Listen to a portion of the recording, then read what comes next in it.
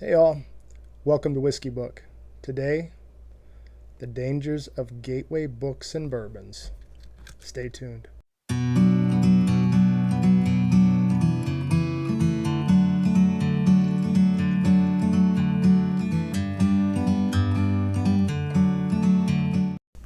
Let's get into it today. So, what is today about? Today, we're talking about gateway items that are going to lead you down a path that may not stop, but hey, this is a good one. So, what do we have? Old Forester 1910 bourbon and Bernard Cornwell's The Pale Horseman. Yes, I know. The Last Kingdom is the first in the series, which is also the title name of that series on that subscription service that shall not go mentioned here, but that is a really good show. The Last Kingdom, Utrecht of Bebbenburg, and this is in the first two seasons of that. And this has led this book.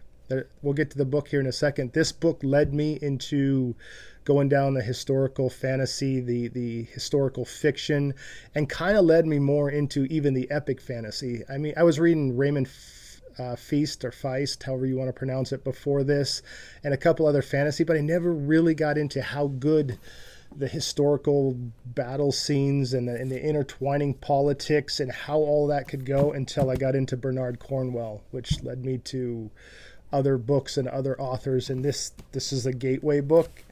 And this is a gateway bourbon. And why is this a gateway bourbon? I'm going to give credit where credit is due. I watched a whiskey series from Jeremy Sears. I think it's called The Man Stuff. I could be wrong on that. Or Man Stuff. And he did beginner's whiskey, top 5 beginner's whiskeys. And 3 of them, the Old Forester from the Old Forester Whiskey Row lineup, was on that. So was Redbreast 12. So was Woodford Reserve Double Oaked. All 3 of those I have. All 3 of those are outstanding in their own way. I think he had a Balvenie Scotch on there. I have not got that one yet. Kind of looking for that. And then I think his other one was a local distillery, and just saying go local. And I've tried some local ones, but so we're going to get into the gateway part of this. 1910, again, Whiskey Row series. This is 93 proof. This is going to breakfast at your favorite breakfast place. I'm going to call it Perkins, even though ours just went out here. Getting waffles or pancakes with cherries and whipped cream. No, I usually get strawberries, but there's more cherry in this. Whipped cream and maple syrup, and that's what this is. On the right side of the glass is absolutely caramel maple syrup, just tons of maple syrup.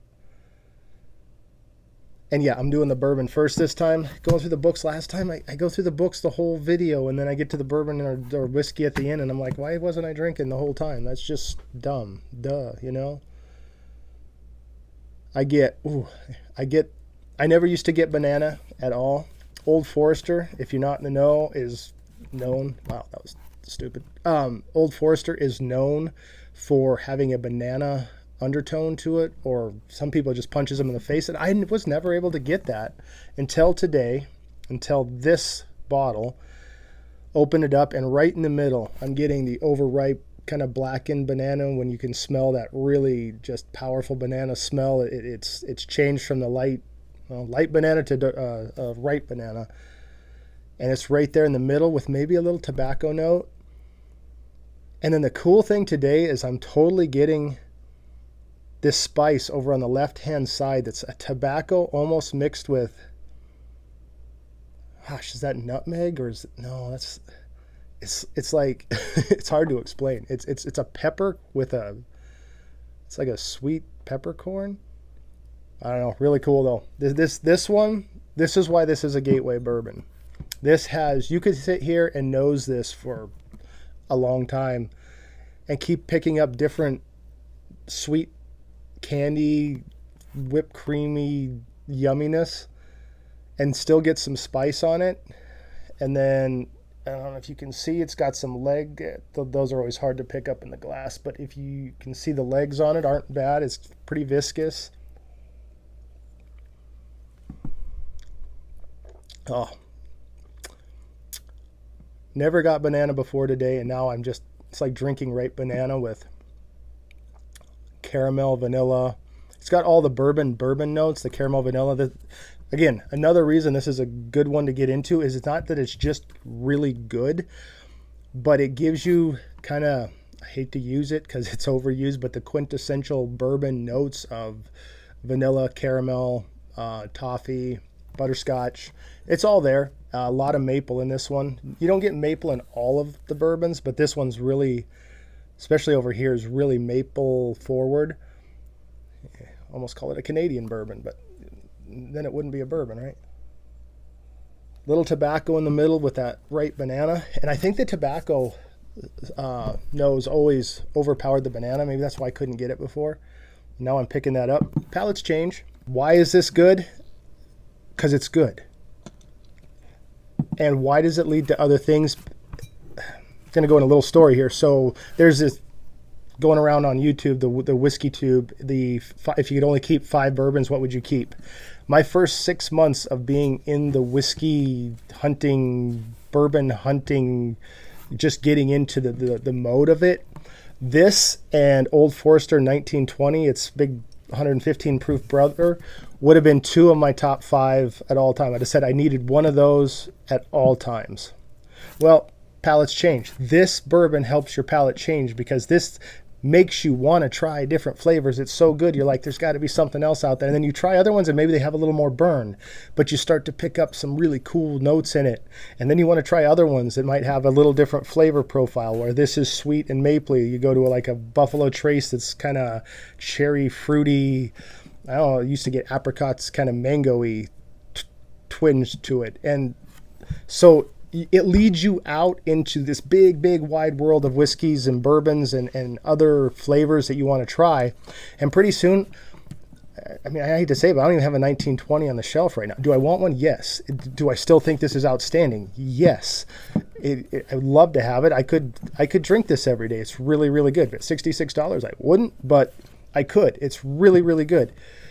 But it opens your world up. Same as this book, The Pale Horseman by Bernard Cornwell.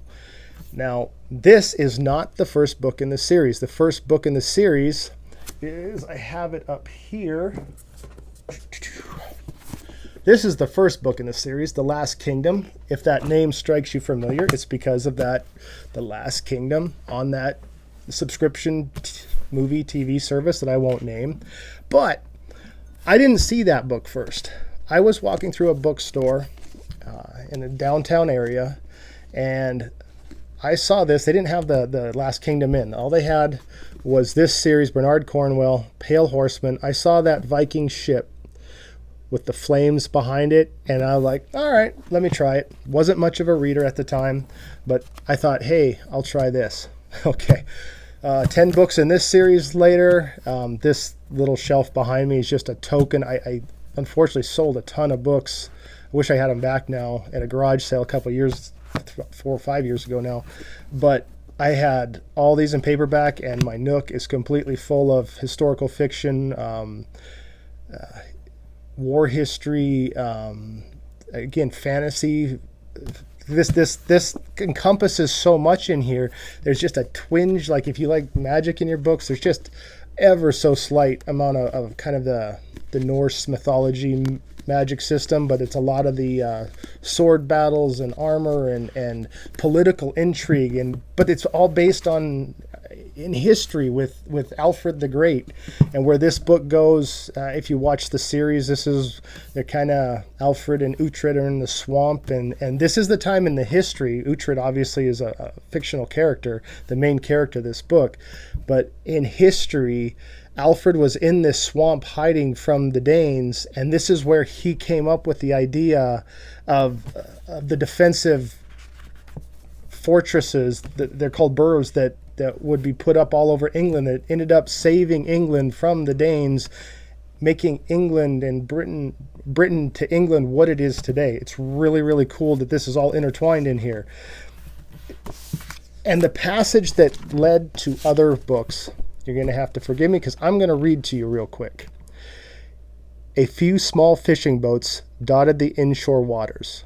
But as we went south and west, away from the land, the sea emptied.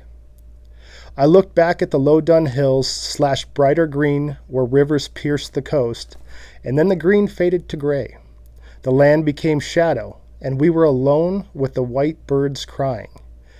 It was then that we heaved the serpent's head and the Verdraka from the bilge and slotted them over the posts at the stern and the stem, pegged them into place, and turned our bow westward. The eftward was no more. Now the Verdraka sailed, and she was hunting trouble. That passage right there got me into all of this. Without that passage, this channel is just whiskey. There's no book. So, Pale Horseman is, if you watch the show, it's Scopa. In the book, Sven of the White Horse is kind of the bad Dane in that one. Again, they're hiding in a swamp. It all leads up to the Battle of Ethandun, which is actually, in modern language, we call it the Battle of Eddington. And that leads me to the other reason why this is a gateway book. All these cool names. Like, I got into the Old English, the Old Norse, the Old Danish, the names for things and how they've changed. Where instead of London, it was called Lindonium, and other pronunciations of it. And because they couldn't write, they couldn't spell, so it was just all these names passed down. And you get this whole, at the beginning of all these books, you get like this huge glossary of places and names that well, of course I can't find it now, but they talk about it tells you what things are called now that were called them. Like Dorset now was Thonseta then, Wiltshire was Wiltshire. And you go into the history of the Welsh and the Danes and the English and all these little bands, and it's so cool.